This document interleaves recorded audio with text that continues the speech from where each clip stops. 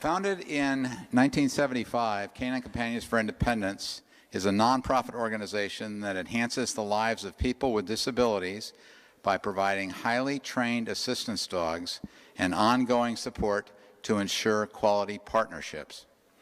The assistance dogs that are bred and raised and trained aren't just the ears, hands, and legs of their human partners.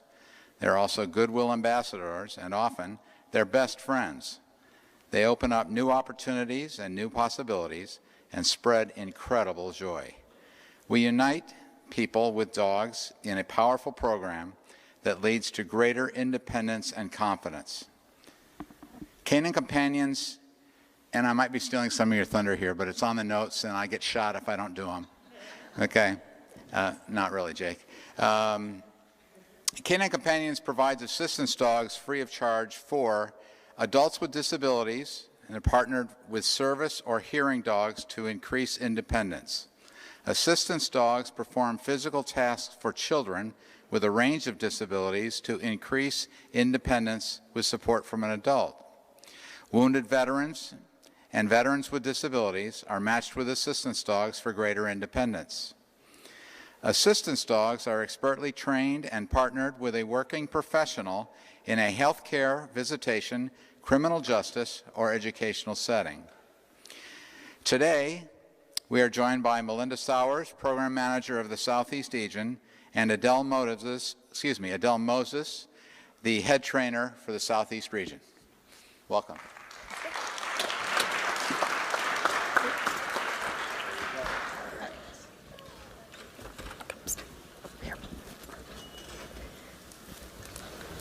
Hi, everybody. Hi. So thank you for letting us be the end to your Friday today. We are really excited to be here. Thanks to Linda for inviting us to be here. So as Jeff said, we are with Canine Companions for Independence. We have been placing assistance dogs for more than 40 years. We are a national organization, and we're all throughout the country. So we have 6 regions all throughout the country, and each region serves a certain number of states. We do provide dogs free of charge, and we are an organization that is accredited by Assistance Dogs International. And what that means is that there's a certain standard that we have to live by as an organization that has that accreditation. And that standard really has to do with dogs and has to do with people and how we work with both.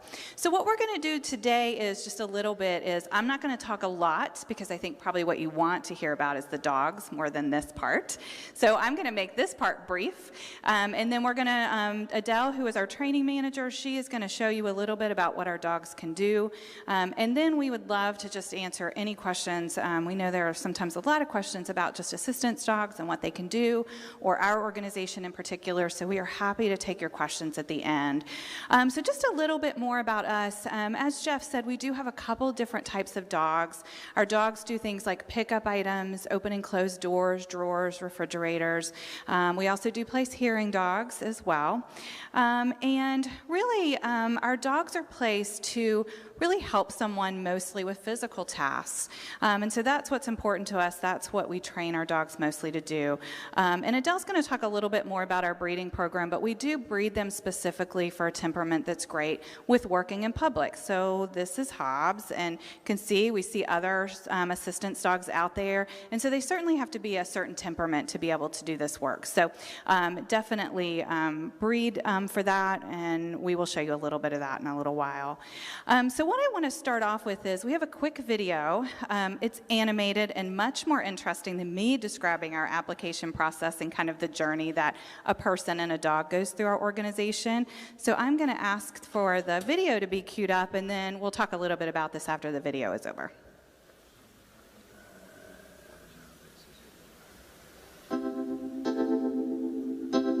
Canine Companions for Independence is a nonprofit that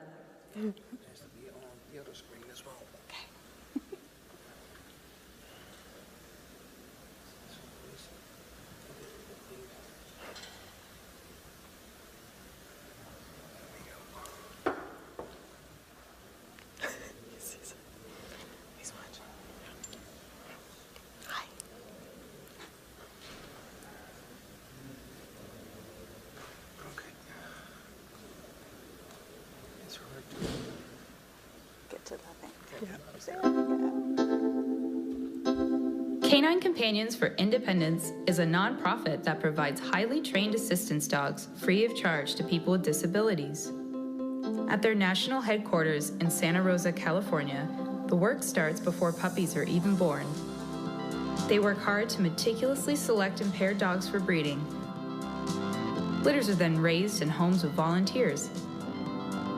At the same time, a request for an application is submitted online. As the applicant's paperwork is being filled out and sent, the quickly growing 8-week-old pups are placed with volunteer puppy raisers where they will be cared for and learn basic socialization and obedience skills. Before applicants are accepted to receive a dog, they go through a multi-step interview process, including a phone interview, medical paperwork, and an in-person interview. Accepted applicants are put on a wait list until they are invited to a team training class to be matched with an assistance dog. When the dogs are fully grown, they leave their puppy raisers and return to Canine Companions to work with skilled professional trainers to learn advanced commands and tasks. Then comes the day when the person and dog meet for the first time. Here at Team Training, the newly matched team learn to work together and training continues until they graduate as new partners. Canine Companions will continue to follow up with the pair for the lifetime of the placement, serving as a support system for the team. Canine Companions for Independence has been providing assistance dogs to people with disabilities free of charge since 1975.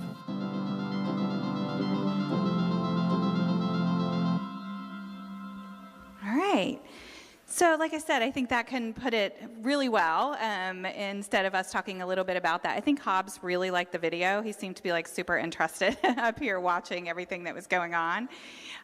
So with our organization, as it mentions in here, we have a 4-step application process that our folks go through if they're interested in getting a dog from us.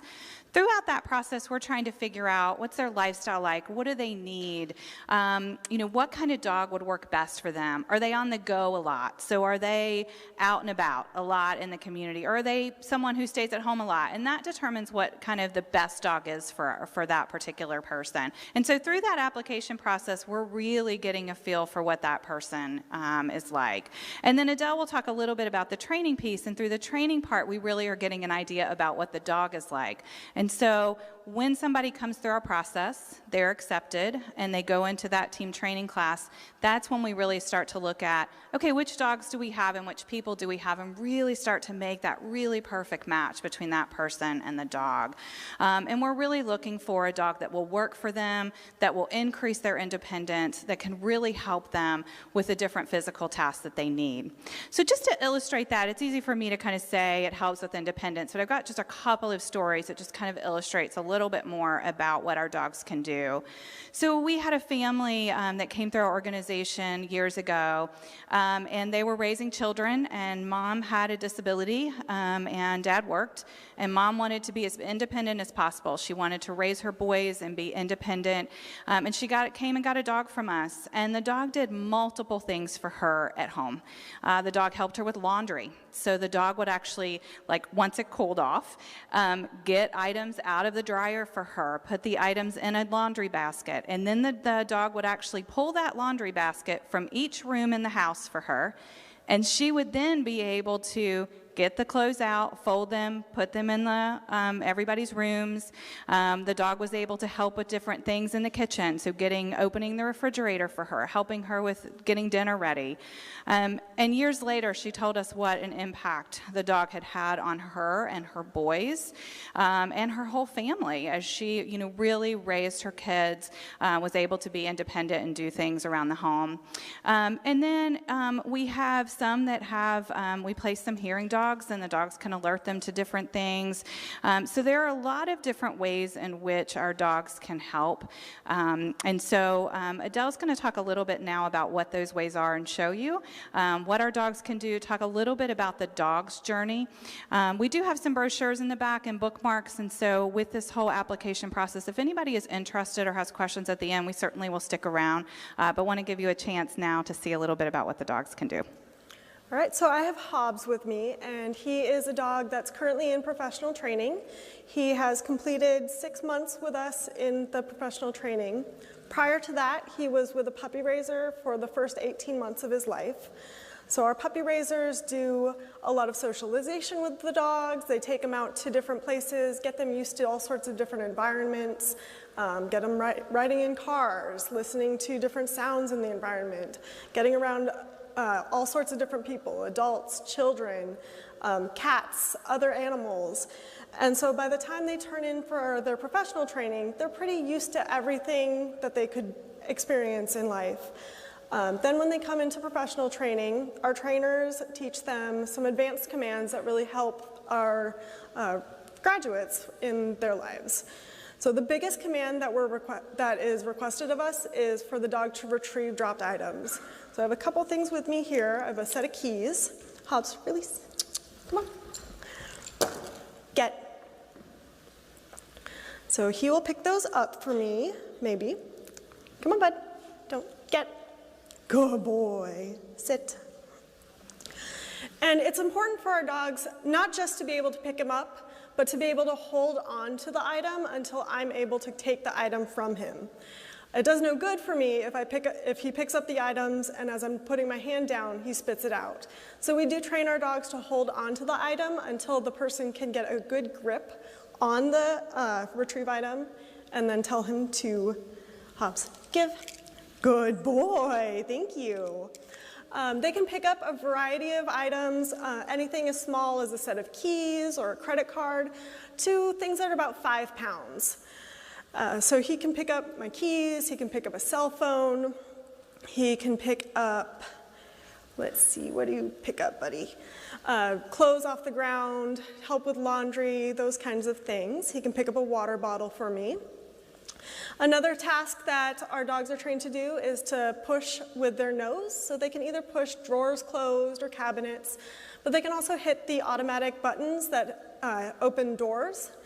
So he can do that. He also learns how to tug things open. So he can tug a door open by grabbing a strap with his mouth, and then he'll back up with it in order to hold a door open. So I wouldn't have to hold the door and use my strength for that. I can have him do it and help me through. Let's see, Hobbs, heel. Good boy. So he's about 2 years old, and he is ready to go into our next class of team training. You saw a little bit about that in the video, that we have 9 people coming on Monday to start working with the dogs and get matched with one of these great animals. He and 13 other dogs are going into class. We always put more dogs into a class than we have people coming because we want to make the best matches, not just the matches that we can make. So he'll be working with a variety of different people. We'll see how he interacts with them, how he responds to them, what they like, what they're looking for in a dog, and we'll be able to match him with someone in order to increase their independence.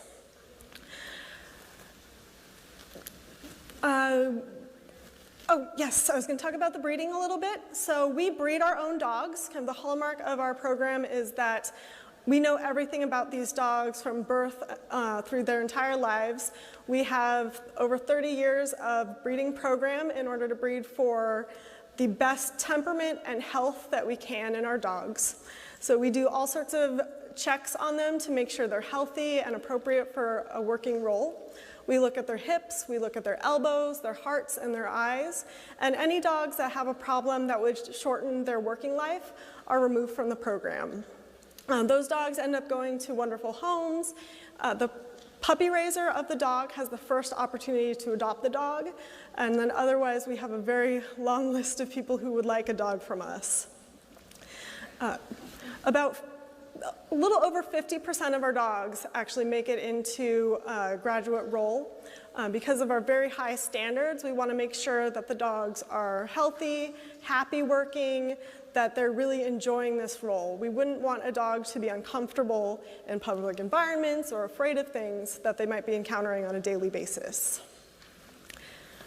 Yeah, so a couple of other things that our dogs can do. So of course, I think, you know, the physical tasks are great, and so some of the other physical tasks are they can pull a manual wheelchair, they can turn light switches on and off, they can do what we call counter transactions. So sometimes if it's difficult to access a counter, like at a grocery store, they tend to put like all the stuff in front of counters. And so sometimes it's difficult to access that. The dog can actually put their front 2 paws up on there, give a credit card, take a bag, carry a small bag, like Adele said, under like 5 pounds. Really a lot of different things in public. Push elevator buttons, push plates to open accessible door buttons. All of those things just to make it easier when you are moving around. They can work with equipment, so they can work with power chairs, they can work with manual chairs, they can also work with somebody who is walking. So we do train them in different ways so that they are set to work with somebody no matter what kind of equipment they're using if they are. And that's something that we find out during the application process as well. Those physical skills are really important to our graduates. However, I would think anybody who has an assistance dog in this room, I know Linda would probably attest to this as well, is that the companionship can be really great too. And obviously having that bond with an assistance dog, really having a dog there can really make a difference as well, just on a day-to-day basis. And it's just a super bonus that they can do a lot of great physical tasks for someone. One of the other things that our dogs can do, it's a newer command that we're teaching now, is called cover. And so for someone that may need some sensory input, the dog is able to put their front 2 paws over the person's lap and kind of lay across them. And that has been a newer command that's been really helpful for our folks for various reasons. Some folks that have different disabilities that need sensory input, need that calming effect. That's been a really good one. So we do serve kids ages 5 and up. For anyone that is under 18, we usually have a parent or someone else who is involved in working with the dog with them.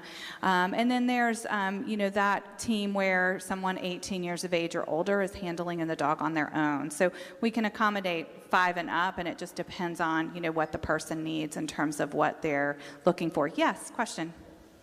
Oh, you want to, let's see, do we have a mic? Sorry. You're good. Please. Sorry, if you guys don't know me, my name is Diva Jareth. I'm starting a neuromuscular clinic here in Orlando, so for Advent Health, and it's a very popular clinic. It's, I think, my 2nd month, and so I have cards, and I've sent some in the back. So for those patients that don't want to travel far, I've had extensive background, and you guys can come see me. But I think this is a great idea. And one of the questions I have for you, for my patients, is that do the physicians need to help with the application process? That's one question. And the second question is, do you give preference to patients who are in wheelchairs or more significantly disabled than others? That's both great questions. So I'll take the first one. So with our application process, as we noted in the video, there's a 4-step process. Step 3 of that is actually reference forms. So yes, it's really helpful when physicians or therapists who are working with our applicants are able to give us good information about what they need. We have specific questions that we ask them about what their needs are, what their disability looks like, how they would handle our team training class that we've referenced. And so all of those are great questions, and that really just helps us get an outside opinion. So yes, that would be great. And a lot of times folks will take that to their doctor, ask them to fill it out, and then they'll send it back to us to provide some much needed information, just another part of the application process to really help us understand who this person is and what they need. The last step in that is a personal interview. So we do see folks before we place them. They come to our center in Orlando. We're from the one in Orlando, but again, there's ones all over the country depending on where you are. And you will actually meet with us. You'll see the center where we work. You'll actually get to handle a dog. So you'll actually get to take one of these dogs and handle them so you get an idea of how it is, as well as we're able to see what your handling is like. Again, just another piece of that puzzle that helps us pick the right dog. So that's really, really important. In terms of our waiting list and preferences on our waiting list, we really do a first come, first serve on our waiting list. Now, what happens is if we have if we have 5 people at the top of the list, but we only have dogs for 3 of those, of course, some of those folks that have waited longer may not get a dog at a specific time because we have to have the right dog for people on the list in order to place them. So we try, like, so if there's that person that's at the top of the list, they've been waiting the longest, we select them and put them into class, and the person underneath them, we decide, you know what, we just don't have the right dog right now, so they would actually be considered for the next class. So we try to do first come, first serve, but again, that's really dependent on whether or not we have the right dog. How long is the waiting list? That's a great question. So the waiting list can be anywhere from about 1 to 2 years after the application process. It can vary a lot based on a lot of different factors, and some of that is what type of dog you need, what specific things are you looking for. Also, your availability. Sometimes people will say to us, I am not able, we have 4 classes a year at our centers, so if they say, I can only come in August, I can't come any other time for the year, that can increase somebody's wait time. So the wait time varies a lot per person, but on average about 1 to 2 years. Yeah. To add a little bit about the diversity of clients, we have a wide variety of dogs that we train. So some dogs are very slow movers, they're very deliberate with their skills. Other dogs are very fast and quick to do their commands. And so different people are going to need different types of dogs. Some might need that slow-moving dog that waits until they hear the next command. Others might want that fast dog that can keep up with them. So between wheelchairs, power chairs, individuals who are ambulatory, we're able to serve a wide variety of placement types, and there's not really any sort of preference one way or another. So as we mentioned, there's no fee for our dogs. Our graduates are responsible for all the care of the dog after the placement. So all the vet care, the food, all of that after the placement, but no fee to get a dog from our organization, no fee to come to our class.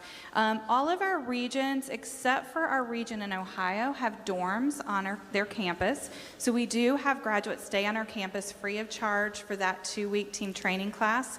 Our Ohio region is getting ready to open a new campus, and so hopefully soon that one will also have dorms.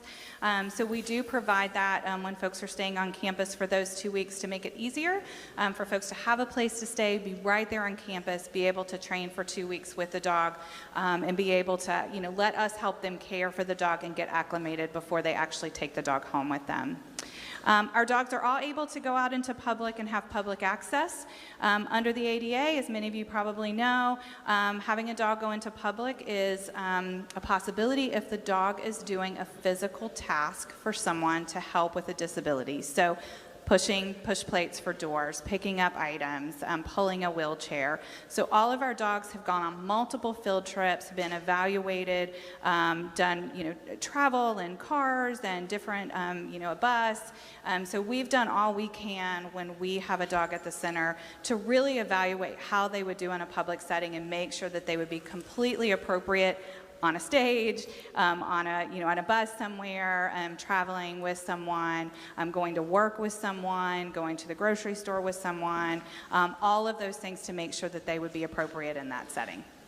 It's getting near 5 o'clock. What I was hoping maybe if someone with a service animal for periodic paralysis wants to just mention how it helps them, because I think that when we started this conference, nobody had a service dog, and there were 70 people, and now there's 200 people, and I see 6, 7, 8. So it's getting to be a thing, and I think that if someone has experience, so yeah, okay. I just got mine. He's still in training, but it was a big decision. It took me a couple of years to decide if I wanted to have a companion with me all the time.